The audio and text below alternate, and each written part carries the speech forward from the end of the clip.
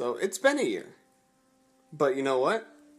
I remember a lot more of this movie than I thought I would. So it's 30 years after Return of the Jedi. There's a new order rising up, and they're gonna fight this republic. And they're super evil, so we have a bunch of heroes that are gonna stop them. You know the plot of this movie. You saw it. You know you did. So right out of the gate, you can tell this is gonna be a way better looking movie than any of the prequels. Every single little use of CG feels necessary. They are able to mix that with practical effects in an extremely incredible way. It feels like what CG is supposed to do for a movie. It's like Mad Max Fury Road in the sense that it uses the CG to help enhance the practical effects. The CG's not being shown off like in Transformers, it's just there, and it's used to help make the movie look better. BB-8 is a real thing and it looks great, and they have this guy behind BB-8 controlling him, but because of CG they're able to erase the dude controlling it. The movie shows that modern technology is useful in cinema, and that we shouldn't hate on CG. It's a very smartly crafted film visually. And we're introduced to all these new characters in this new Star Wars universe, and they're all extremely likable and fun and great. Daisy Ridley is awesome as Rey, and she brings so much more to that character than just what it is on the page. Because there have been complaints that Rey is too good at everything, she's too much of a cool person, and she just gets herself out of situations too easily. And I might agree, but I think that Daisy Ridley's performance sells that she's in danger, sells that she's a human character. And John Boyega as Finn, a stormtrooper who defects, which is something we hadn't seen before. He's great.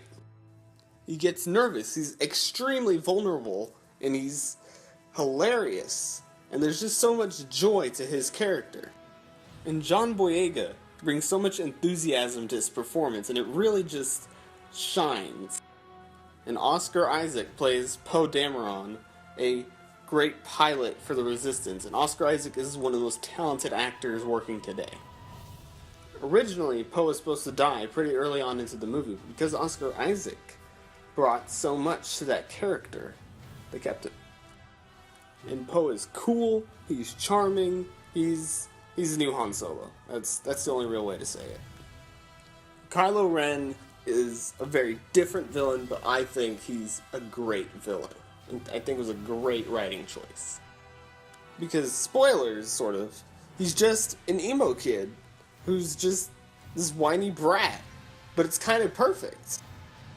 There's something really fascinating about his desire to be evil that it makes for a really interesting character. They knew they couldn't make another Darth Vader. There was no way they were going to do that, so they went a completely opposite direction, and it really did pay off. Now, Harrison Ford as Han Solo is basically the Obi-Wan of this movie, and he's great. He feels like the character, he feels like what the character would be at that age. This is not bad old Harrison Ford. This is Harrison Ford playing a character at an older age, and it works. Carrie Fisher is fine as Leia. She doesn't quite feel like the character like Harrison Ford does, but she's fine. Now, a big thing for me in Star Wars is pacing, because the original Star Wars is one of the most perfectly paced movies ever. And this movie gets it pretty right. It does have a few scenes where you're kind of like, okay, can we get to the next scene now, please? It doesn't quite have that perfect pacing that Star Wars has, but it does work. It's usually pretty good about naturally going from one scene to the next. In the lightsaber battle, there's only one, and it is a very emotional lightsaber battle. It is charged by character. There's not all this absurd choreography that goes on for an hour until we don't even care anymore. There's just this one fight that we focus on, and it's between two characters. They feel a certain way about each other, and we are invested. And the way the scene is lit and where it's set, it all feels so perfect for what that fight is supposed to mean. Now, the thing about this being like a sequel to Star Wars, it's pretty clear what they were doing. The nostalgia factor really does seep in, because there's several scenes where you find yourself going, huh, that seems familiar, where have I seen that before? And there are a few times where the writing kind of screws up a little bit. It's not that it's bad, it's just that it misses certain opportunities.